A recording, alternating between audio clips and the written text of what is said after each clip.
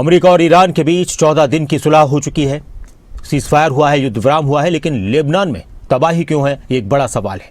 एक तरफ शांति समझौते की कोशिशें, लेकिन दूसरी तरफ इसराइल की तरफ से लेबनान में एक के बाद एक बड़े हमले किए जा रहे हैं।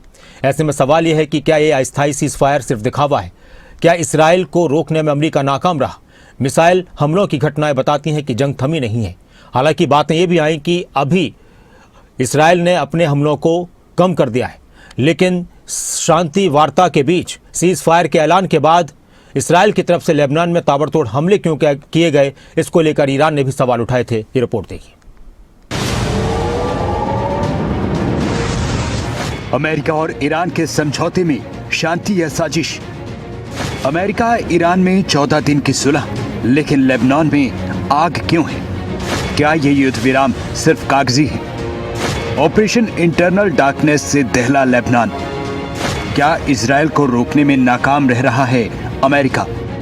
जब दुनिया को लगा कि अमेरिका और ईरान के बीच डील हो चुकी है, 14 दिन का अस्थायी युद्ध विराम शांति लाएगा, ठीक उसी वक्त लेबनान की धरती पर एक के बाद एक इजराइल ने ताबड़तोड़ मिसाइल अटैक कर लेबनान के बैरूत को दहला कर रख दिया।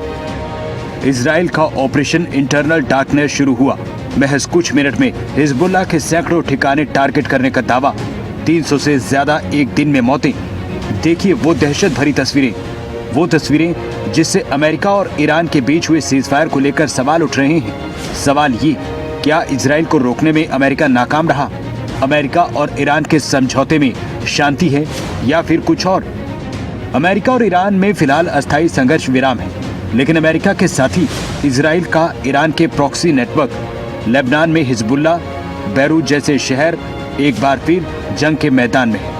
रिपोर्ट्स के मुताबिक इजराइल की ओर से किए गए ताज़ा हमलों में बड़े पैमाने पर जान माल का नुकसान हुआ है। एक तरफ अमेरिका का सबसे करीबी सहयोगी इजराइल है, तो दूसरी तरफ ईरान का मजबूत प्रॉक्सी नेटवर्क हिजबुल्लाह। सवाल है, क्या लेबनान सिर्फ एक देश है या ईरान और इजराइल की लड़ाई में टकराव का सबसे खतरनाक मोर्चा? एक तरफ ईरान लेबनान में भी सीज फायर की मांग पर अड़ा है।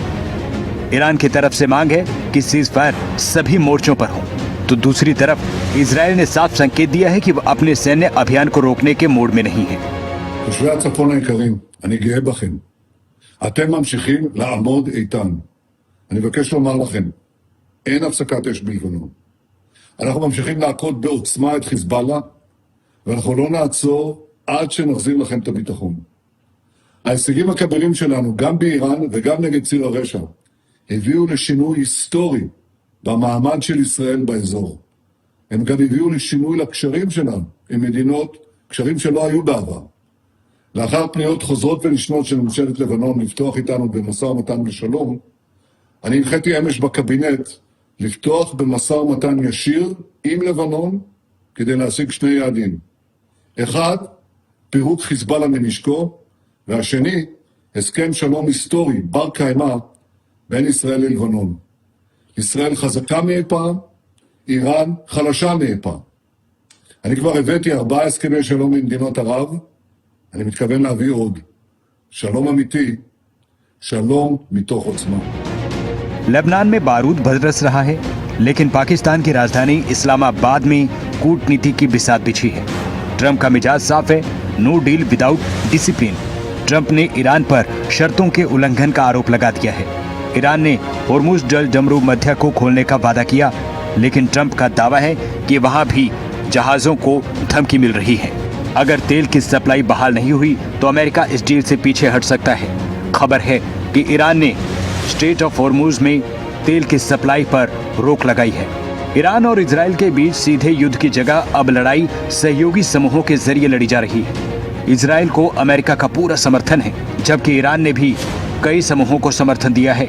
इन्हीं में सबसे शक्तिशाली है हिजबुल्लाह, जो लेबनान में एक्टिव है। एक्सपर्ट कह रहे हैं कि मिडिल ईस्ट का ये छिपा हुआ युद्ध भी है, जहां मोर्चे देश नहीं बल्कि संगठन है। इन सब के बीच अमेरिका ने कह दिया है कि ईरान और अमेरिका की डील में कभी लेबनान और हिजबुल्लाह जैसे मुद्दे शामिल ही नहीं थे। First of all, I actually think, and there's a lot of bad faith negotiation and a lot of bad faith, propaganda going on.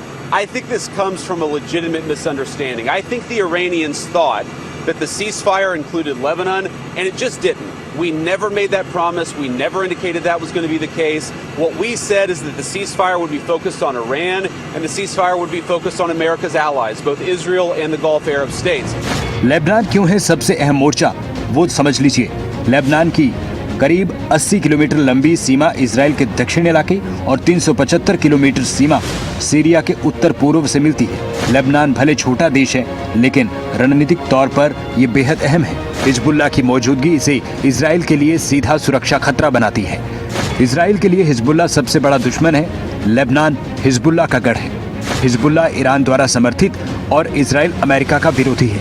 Hezbollah Lebanon के दक्षिण हिस्सों में इजराइल के खिलाफ एक्टिव है। हिजबुल्लाह के ठिकाने सीधे इजराइल पर खतरा पैदा करते हैं। ताज़ा हमलों में लेबनान में भारी तबाही हुई है। सैकड़ों मौतों की खबरों के बाद हालात गंभीर हैं। अमेरिका खुलकर इजराइल के साथ खड़ा है। वॉशिंगटन का मानना है कि ईरान का ये नेटवर्क पूरे मिडिल ईस्ट की स्थिरता के लिए खतरा है।